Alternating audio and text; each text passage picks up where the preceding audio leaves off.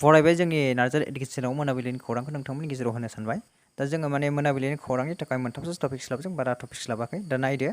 दा गिबि टपिकआ जाबाय जोंहा HLC आरो HSCनि रिजाल्टनि फिथाइ बा रिजाल्ट आरो मार्कशिट आरो एडमिसन। बेनि बागै नोंथांमोननि गेजेराव थन्न फोरमायनो थाखाय जोङो बे निउसखौ लाबोबाय। दा नोंथांमोना जोंनि चेनेलजों थाबाय था आरो नोंथांमोननि गेजेराव जोंबो आपडेट लाबोगोन। जों आरो बिदिनो गुबुन फारसे जोंहा माने थाखो 10नि मेथ्स, साइन्स, इंलिश, ग्रामारफोराबो सोलिगासिनो दङ।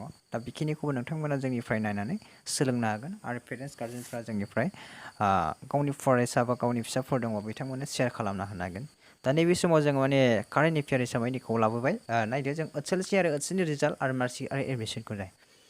HLC आरो HSCनि रिजाल्टखौ बिथां सोलोंथाइ मिनिस्टार डक्टर हेमन्त बिश्व शर्माया फोसावनाय बायदिब्ला जुन दाननि गेजेरावनो फिथाइखौ मोननो हागोन होननानै बिथां शर्माया फोसावदों। आरो बे फिथाइखौ बायदियै जोङो माने ओरैनो जों नर्मेलि सानफ्राव जोंहा जुनाव जायालासिनो मेनि जोबथिफोराव फोसावनाय जायोमोन। बे लेखायै देग्लाय जोंहा साग्लोबसारनाय जा बेराम COVID-19 बेनि थाखाय जोङो माने देग्लाय रिजाल्टखौ एसे उनाव मोननो हादों बा उनाव मोनदों। दा बेनि थाखाय नोंथांमोना माने घाबरायनो नाङा। दा रिजाल्टआ जोंहा मेटार नङा। जोङो रिजाल्टनि फिथाइया माब्ला होगोन बे मेटार नङा। जोंहा रिजाल्टआ मेटार, दा एडमिसना मेटार। दा बिनि थाखाय जोङो माने सिन्था खालामनांगोन फिथाइनि सायावसो। दा जोङो मार्कशिट आरो एडमिसन बुङोब्ला दा मार्कशिटआ जोङो माने मा जागोन आरो एडमिसना बोरै जागोन, दा बेनि सायाव नोंथांमोना माने कनफिउस जानो हागौ। जोंहा नैबे समाव अनलाइननि जाजोबनो हागौ गासिबो खामानिफ्रा डिजिटेल जाजोब्बाय नालाय। बेनि थाखाय जोङो अनलाइनलि मोनगोन। मार्कशिटखौ होनना बुंदों डिजिटेल जागोन होनना बुंदों आरो एडमिसनाबो डिजिटेल जागोन निस्सय, जायनि थाखाय अनलाइन जागोन। जायनि थाखाय नोंथांमोना माने जा कलेजाव बा स्कुलाव एडमिसन लागोन बेखौबो डिजिटेलि माने पे खालामनो हागोन। एडमिसन फिस बेबायदि फिसफोरखौ नोंथांमोना मा खालामनो हागोन, बेखौ अनलाइन बेंकिंजोंनि गेजेरजोंनो फैसाखौ दाननानै एडमिसन खालामहरनो हागोन। आरो जोंहा मार्कशिटआ डिजिटेलि जागोन, बेखौ डाउनलड खालामनानै बेनि गेजेरजों एडमिसनखौ खालामनो हागोन। बेबायदि खालामनो हागोन होननानै बिथाङा बुंदों। नैबे समाव जोंहा नैथि नाम्बाराव दङ गोलोम बोथोरनि बन्द'। दा गोलोम बोथोरनि बन्द'आव जोङो सरासनस्रायै जुलाइ दानाव फोसावनाय जायोबा बन्द' मोननाय जायोमोन।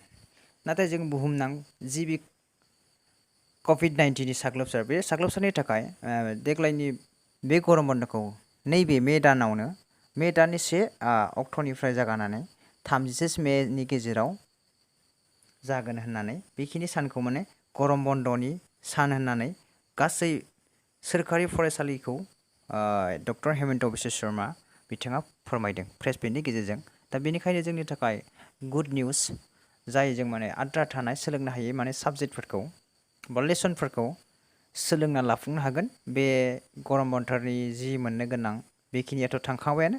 दा नैबे जोंनि बाखि थानाय माने माहाफोराव जोङो मोजाङै सोलोंफुंनानै लानो हागोन जोंनि नांगौ नलेजखिनिखौ। दा गासै जोंनि गभमेन्ट बा सोरखारि फरायसालिफ्रानो बे बन्द'खौ मानिनांगोन। बा उनाव जुदि माबाफोर COVID-19नि लकडाउनफोर फिन जाफिनोब्ला दा बेनि खोथाया आलादा जाफिनगोन। नाथाय नैबे समाव बिथाङा डक्टर हेमन्त बिश्व शर्माया फोसावनाय बायदिब्ला बियो माने बन्द'आ बेखिनियावनो जागोन। बेखौनो बिथाङा प्रेस मिटनि गेजेरजों फोसावनाय जादों थन्न'। दा बेखिनिखौ नोंथांमोननि गेजेराव जोङो इनफरमेसन होनाय जाबाय। दा नेक्स्ट जोंहा थामथि नाम्बाराव दङ। थामथि नाम्बाराव जोंहा माने DHS डकुमेन्ट भेरिफिकेसन।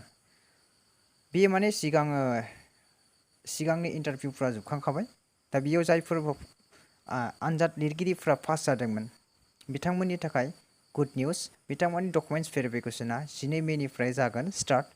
आरो बिथांमोननि रल नम्बर, रोखोमै जायगा आरो डेट बेबायदिखौ फोसावदों। नोंथांमोना नायना लानो हागोन नैबेनि गेजेरजों। दा बेयाव रोखायै नुनो हागोन नोंथांमोना नैबे ड्राफ्टनि गेजेरजों। आरो नोंथांमोना जुदि मोजाङै नायनोबा जोंनि माने डिसक्रिपसन बक्सआव जों लिंकखौ होगोन। बे लिंकनिफ्राय नोंथांमोना डाउनलड खालामनानै नायनो हागोन। दा बेयाव माने जोंहा माने जेनेरेलि बेयाव फोसावखाबाय। दा बिनि थाखाय नोंथांमोना घाबरायनो गोनां गैया। जायगा आरो डेटफोरा जायफोर बिथांमोना क्वालिफाइ जाबाय बिथांमोननि थाखाय 12 मेनिफ्राय स्टार्ट जासिगोन डकुमेन्टस भेरिफिकेसना। थेंक्स गाइस, मोजां मोनदों प्लिज लाइक, साबस्क्राइब, शेयार खालाम।